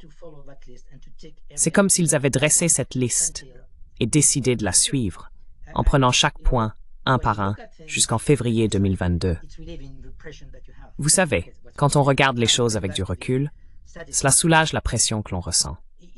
C'est une chose. Maintenant, pour revenir aux statistiques. En effet, encore une fois, ce que de nombreux observateurs ont rapporté, notamment sur X et des choses comme ça, c'est que l'OSCE pouvait confirmer qu'il y avait eu une énorme augmentation des violations du cessez-le-feu à partir du 16 février 2022. Autrement dit, 8 jours avant le début de la grande opération russe, n'est-ce pas?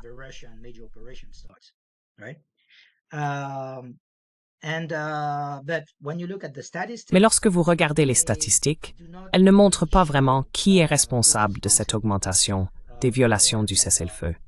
Il faut aller très en profondeur pour comprendre les dynamiques qui se cachent derrière cela. Et le problème, malheureusement, c'est que très peu de personnes ont pu le faire.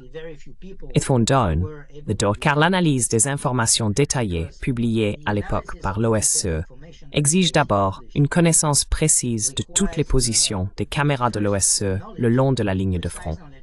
Et je savais où se trouvaient la plupart d'entre elles, exactement où elles étaient. et je savais quel type d'image on pouvait obtenir de ces caméras. And I knew the type of images you could get from these cameras.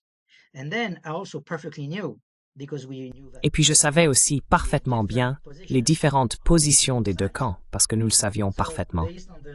Donc, en fonction de la position de la caméra et de la description des tirs d'artillerie la nuit, parce que je sais que la nuit, vous savez, les obus ont des fusées éclairantes pour que les gens puissent mieux viser, n'est-ce pas? Les caméras décrivaient entre telle heure et telle heure qu'il y avait X obus allant d'ouest en est.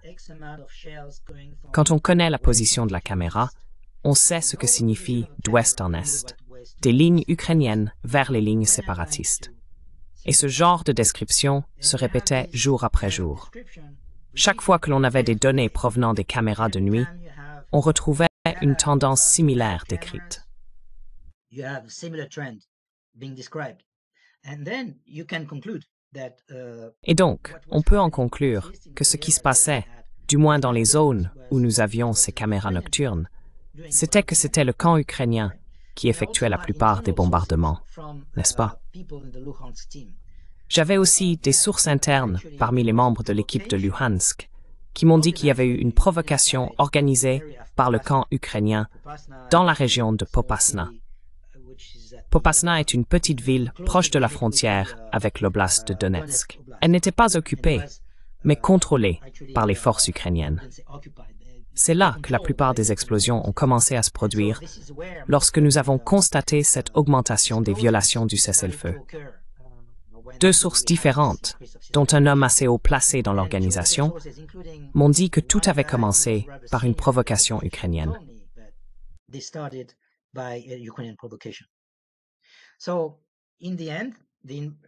Au final, l'impression que nous avons eue, et cela n'était pas clair pour moi au départ. Encore une fois, j'ai dû plonger dans les statistiques, puis en discuter avec mes collègues, certains bien plus tard. C'était comme si les forces armées ukrainiennes voulaient provoquer la Russie à envahir. Car le problème, comme nous le savions, grâce aux sources américaines, les États-Unis avaient annoncé, si vous vous souvenez, que la Russie attaquerait le 16 février. Ils avaient même donné une date précise. Et j'ai toujours trouvé cela un peu étrange. Pourquoi annoncer une date? Et pourquoi la Russie attaquerait-elle exactement à la date mentionnée par les Américains? Cela me paraissait absurde. Mais c'est précisément à cette date que l'on observe une énorme augmentation des violations du cessez-le-feu. Donc encore une fois, c'est comme si les forces ukrainiennes voulaient provoquer une intervention de la Russie.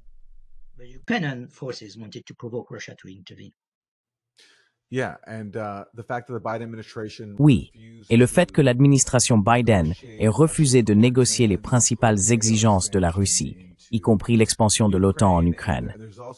Et il y a aussi cet épisode où Biden dit initialement à Poutine qu'il est prêt à exclure le déploiement de missiles offensifs en Ukraine. Mais ensuite, Anthony Blinken revient sur cette déclaration. C'est du moins ce qu'affirme la partie russe. Sergei Lavrov l'a allégué. Tout cela donne donc l'impression qu'il y a eu une tentative des États-Unis de provoquer la Russie à envahir. Mais parlons un instant des actions de la Russie. Nous avons été très critiques envers le camp ukrainien et le récit américain. Je suis curieux d'avoir ton avis sur les actions de la Russie, en commençant par Poutine. Juste avant de lancer l'invasion, il prononce un discours. Il accuse l'Ukraine de génocide dans le Donbass. Penses-tu que c'est une allégation exacte de la part de Poutine que l'Ukraine commettait un génocide contre la population du Donbass?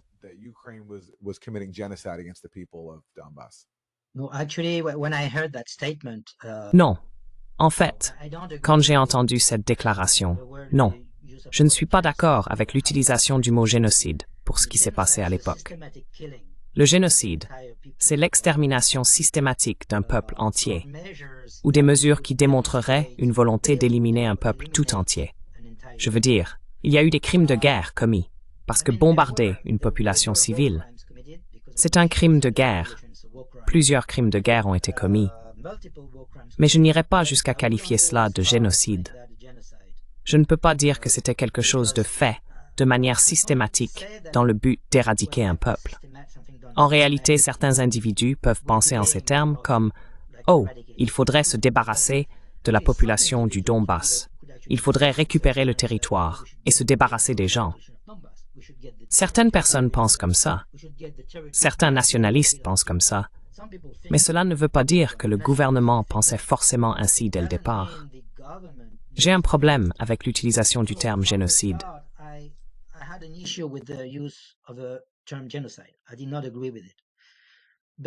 Je n'étais pas d'accord avec cela. Mais en y réfléchissant un peu plus profondément, j'en suis arrivé à une conclusion différente. Je dirais que ce qui se passait en Ukraine, même avant l'opération militaire russe, était comparable à un génocide culturel. Parce que ce qui se produisait, toutes les lois sur la langue russe qui avaient été adoptées auparavant sous Poroshenko étaient censées être effectivement mises en œuvre dans les années suivantes. Et cela faisait partie d'une note sur les lignes rouges, encore une fois, que j'ai mentionné plus tôt. Donc, dans cette note sur les lignes rouges, il était dit que, par les ONG soutenues par les États-Unis, oui, par des ONG soutenues par les États-Unis, il était dit que Zelensky ne pouvait en réalité pas modifier les lois linguistiques adoptées par Poroshenko. Et ces lois linguistiques, si l'on suit la logique, finiraient par aboutir à l'éradication de la langue russe en Ukraine.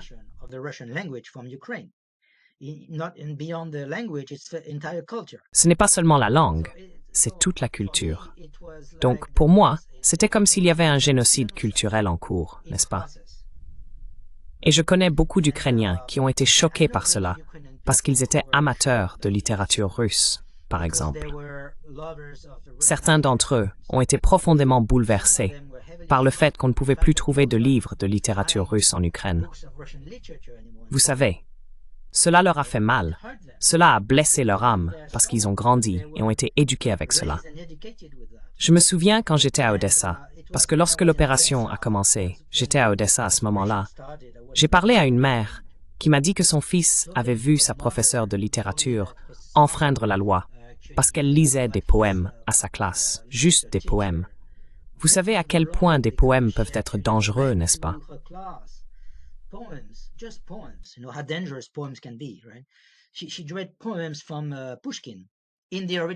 Elle lisait des poèmes de Pouchkine dans la langue originale, c'est-à-dire le russe, ce qui lui était interdit. Elle n'était autorisée à présenter ses poèmes qu'en traduction ukrainienne. Et je me suis dit, attendez une minute. Nous sommes à Odessa, une ville fondée par des Russes, où tout le monde parle russe. Et on ne peut pas enseigner un poète russe qui a passé une partie de sa vie à Odessa à un public d'adolescents russophones. Cela n'a aucun sens. Cela n'avait aucun sens pour moi. Pour moi, c'était une insulte au bon sens et à l'intelligence. C'est à ce moment-là que j'ai pris conscience que ce qui se passait était vraiment mauvais. Cela relève d'une dictature quand on en vient à appliquer de telles mesures extrêmes. Et nous parlons de 2021 ici, pas de choses qui se sont produites après l'invasion russe. Oui, n'est-ce pas? Ouais. Il y avait donc déjà un mouvement lancé pour éradiquer la culture russe. Et j'ai en fait découvert par la suite que la situation s'est encore aggravée lorsque les Russes ont lancé leurs opérations.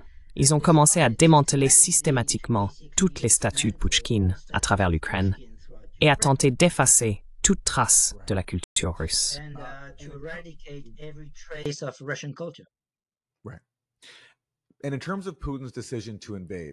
Et en ce qui concerne la décision de Poutine d'envahir, même si l'on admet que la Russie a été provoquée, que l'Ukraine, avec le soutien des États-Unis, refusait de mettre en œuvre les accords de Minsk et intensifiait ses attaques contre le Donbass, pensez-vous que Poutine aurait pu prendre une meilleure décision que d'envahir le pays? Parce qu'au final, on pourrait dire qu'il a donné aux États-Unis ce qu'ils voulaient. Il s'est enlisé dans une guerre qui a coûté la vie à des centaines de milliers de personnes des deux côtés. Pensez-vous qu'il aurait pu choisir une autre voie? Et s'il devait absolument intervenir militairement pour les habitants du Donbass, s'il n'y avait pas d'autre choix, aurait-il pu se concentrer uniquement sur le Donbass plutôt que sur des parties plus larges de l'Ukraine? That's a good question. C'est une bonne question, probablement une question à laquelle nous ne connaîtrons jamais la réponse avec certitude.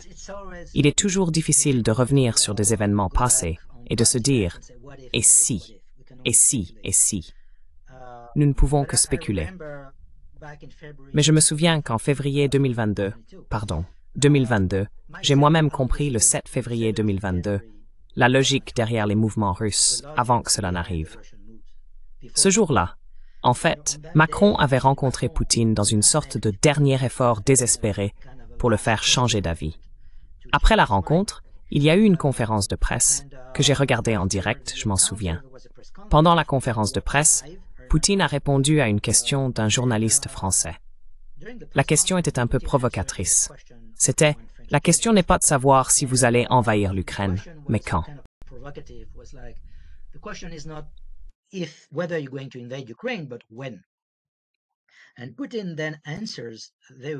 Et Poutine répond alors très calmement. Mais il dit, eh bien, vous savez, l'Ukraine et nous avons un désaccord fondamental à propos de la Crimée, par exemple. Nous pensons que la Crimée est russe, mais l'Ukraine pense le contraire. Maintenant, que se passe-t-il si l'Ukraine veut reprendre la Crimée par des moyens militaires? En fait, Zelensky avait signé un décret en mars 2021 qui permettait cette possibilité, n'est-ce pas? Cela faisait donc partie des mesures prises par l'Ukraine pour provoquer la Russie. 11 mois plus tard, Poutine mentionne « Et si l'Ukraine veut reprendre la Crimée par la force des armes ?» Eh bien, si à ce moment-là l'Ukraine fait partie de l'OTAN, cela signifierait automatiquement que l'OTAN serait directement en guerre avec nous.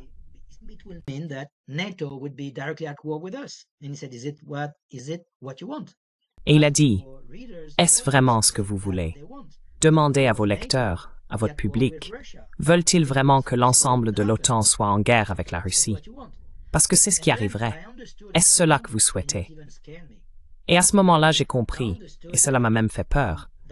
J'ai compris que de ce point de vue, non seulement la Russie penserait devoir attaquer avant que l'Ukraine ne rejoigne l'OTAN, mais aussi parce qu'on pouvait soupçonner que l'Ukraine se renforçait chaque jour avec le soutien des États-Unis et de l'Occident, ce que l'on sait aujourd'hui être vrai.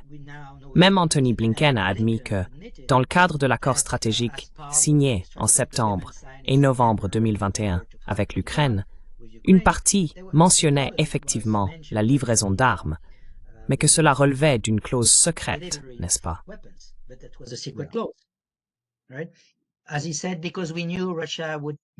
Comme il l'a dit, parce que nous savions que la Russie voudrait envahir. Mais en réalité, on pourrait dire qu'ils savaient qu'ils faisaient tout pour provoquer la Russie à envahir, non? Quoi qu'il en soit, du point de vue russe, leur intérêt était alors d'attaquer. Le plus tôt serait le mieux. Parce que s'ils attendaient que l'Ukraine fasse partie de l'OTAN, il serait trop tard. Cela signifierait qu'ils devraient affronter toute l'organisation. Et Poutine a dit dans des interviews précédentes que ce serait de la folie. Donc, j'ai compris de son point de vue qu'il n'avait pas d'autre choix que de faire cela. Et quand on pense comme ça, c'est effrayant, parce que la logique me semblait implacable.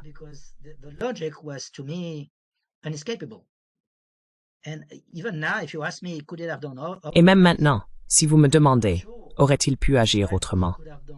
Je ne suis pas sûr de ce qu'il aurait pu faire différemment, car comme vous l'avez mentionné, l'administration Biden avait rejeté toute demande de négociation d'un accord de sécurité globale qui garantirait que l'Ukraine ne rejoindrait jamais l'OTAN. Et cela était connu depuis le début des années 90, depuis que Samuel Huntington a écrit Le choc des civilisations, publié en 1996. On savait que si l'Ukraine tentait de rejoindre l'OTAN, cela risquait fort de provoquer une guerre civile en Ukraine, puis d'entraîner une intervention de la Russie et la partition du pays.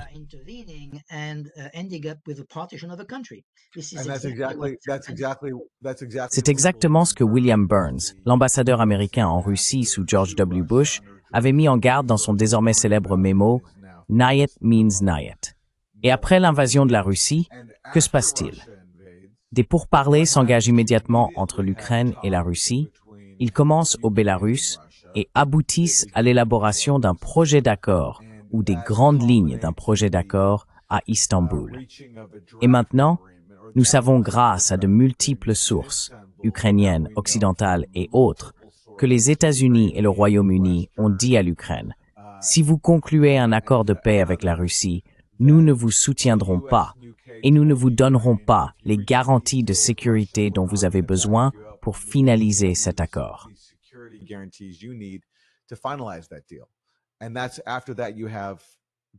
Et après cela, la guerre continue encore aujourd'hui. Pour conclure sur le sommet que nous venons d'avoir avec Poutine et Trump en Alaska, il n'en est pas vraiment ressorti grand-chose de concret, si ce n'est que Trump a déclaré qu'il n'insistait plus sur la nécessité d'un cessez-le-feu. Désormais, il affirme qu'il faut un accord de paix global, et c'est à l'Ukraine, c'est à Zelensky de l'accepter. Alors, que pensez-vous du sommet d'Alaska et de l'évolution du conflit entre l'Ukraine et la Russie?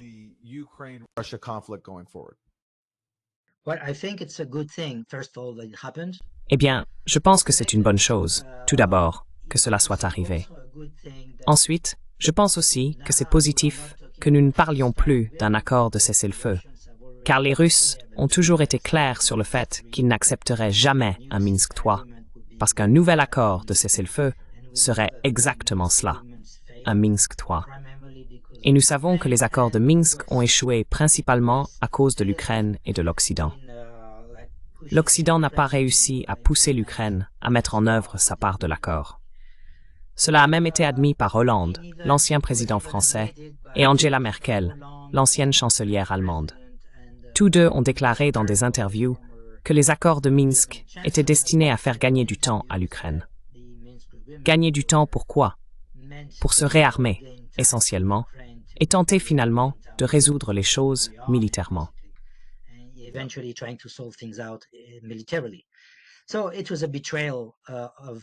Donc, c'était une trahison. L'Occident a trahi sa parole, surtout les Européens. Donc, Poutine a dit qu'il n'accepterait jamais l'accord de Minsk III. C'est donc une bonne chose que nous parlions maintenant d'un accord de paix permanent, car c'est ce que les Russes ont demandé.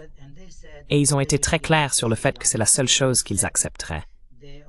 Ils ont toujours insisté pour traiter les causes profondes du conflit.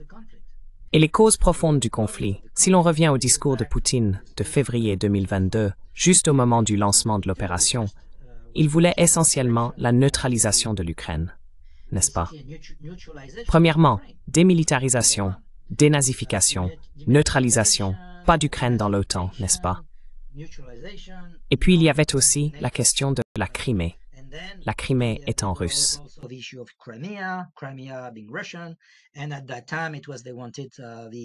À cette époque-là, il voulait que les républiques du Donbass soient reconnues comme indépendantes, parce qu'il n'y avait pas de revendication pour qu'elles soient russes à ce moment-là. Plus tard, après l'échec des négociations d'Istanbul que vous avez rappelé, les Russes ont essentiellement relevé leurs exigences et décidé de faire payer un prix plus élevé à l'Ukraine et à l'Occident pour la paix. Comme ils l'ont dit, vous ne vouliez pas la paix en mars 2022. Très bien. Maintenant, le prix sera plus élevé parce que nous prendrons en compte la réalité sur le terrain que nous contrôlons, n'est-ce pas? Et au fil du temps, c'était une forme de pression sur l'Occident. Plus le temps passe, plus la Russie gagne du territoire. Donc plus le prix à payer pour l'Ukraine sera élevé. Et certaines personnes, comme Arestovitch, l'ont parfaitement compris. Vous savez? Malheureusement, il est un camp de Zelensky. Oui, un ancien conseiller de Zelensky, qui aimerait se présenter à la présidence. Mais malheureusement, il ne semble plus avoir l'oreille de personnes influentes en Occident. Mais il a toujours 1 million d'abonnés, ce type.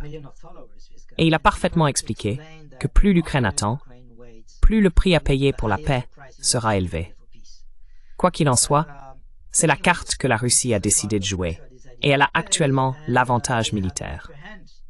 Je veux dire, maintenant l'Occident a compris, je pense, qu'il n'y a aucun moyen pour l'Ukraine de reprendre militairement le contrôle du Donbass, et encore moins de la Crimée.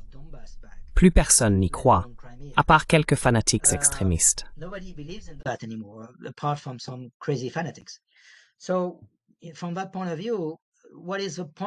Donc, de ce point de vue, quel est l'intérêt de faire durer ce conflit plus longtemps?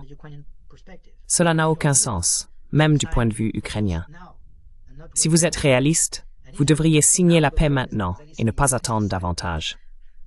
Donc maintenant, la balle est dans le camp de Zelensky. Le problème, c'est que connaissant les nationalistes ukrainiens, je ne crois pas qu'ils soient capables d'accepter le moindre compromis. Et je peux vous renvoyer à un article écrit par Henry Kissinger le 5 mars 2014 dans le Washington Post.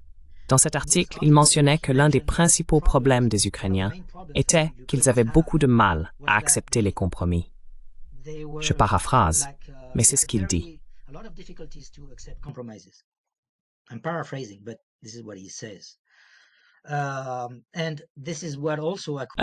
Et c'est aussi quelque chose que je peux confirmer d'après mon expérience sur le terrain. Après seulement quelques semaines dans le Donbass, à un moment donné, nous avons été arrêtés à un poste de contrôle militaire. L'un des soldats d'un bataillon de volontaires, je crois que c'était un soldat de Dnipro 1 à ce moment-là, a décidé de nous faire une déclaration. Il a dit en gros que Poroshenko, qui était alors le président ukrainien, ne devait rien négocier. Nous devrions simplement tuer l'ennemi, et c'est tout. C'est comme ça que ces gens pensent, n'est-ce pas? Pour eux, la négociation est une trahison. Il n'existe pas de négociation, car si vous commencez à négocier, cela signifie que vous allez faire une sorte de compromis. Et la moindre forme de compromis est déjà une trahison pour eux. Il n'est même pas permis de parler en Ukraine de négociation de paix. Certaines personnes ont été poursuivies en justice ces dernières années pour avoir osé appeler publiquement à des négociations.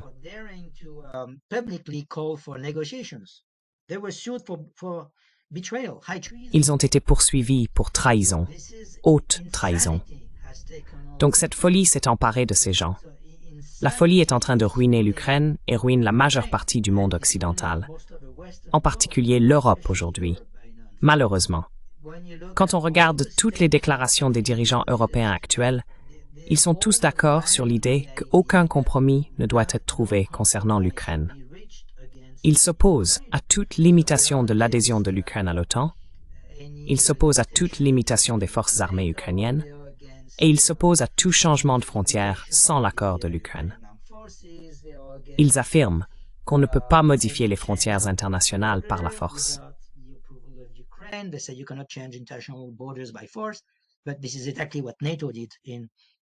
Mais c'est exactement ce que l'OTAN a fait au Kosovo d'ailleurs. Nous avons modifié les frontières d'un pays appelé la Serbie en créant un État mafieux, le Kosovo. C'est l'OTAN qui l'a fait. Qu'est-ce que c'est, sinon un changement de frontières par des moyens violents? D'accord, donc c'est acceptable au Kosovo, mais pas en Ukraine. Quoi qu'il en soit, les dirigeants occidentaux, principalement européens, influencent aussi Zelensky, évidemment.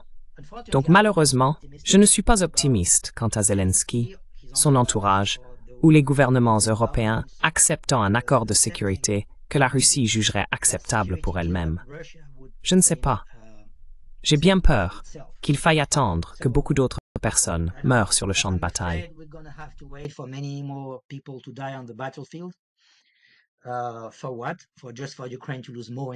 Pourquoi faire? Juste pour que l'Ukraine perde encore plus à la fin. Je veux dire, c'est tellement évident pour moi, et tellement absurde en même temps. L'incapacité des gens à accepter la réalité sur le terrain, cette approche idéologique des choses, c'est une tragédie, je le pense vraiment. Maintenant, j'espère me tromper, qu'un miracle se produise, et que, vous savez, les dirigeants européens réalisent soudainement qu'il n'y a aucun intérêt à poursuivre cette guerre, et qu'elle ne mènera qu'à une Ukraine affaiblie et à un Occident affaibli dans son ensemble. J'espère qu'ils s'en rendront compte. Mais nous n'avons pas montré récemment qu'il y avait des gens raisonnables, donc nous verrons bien.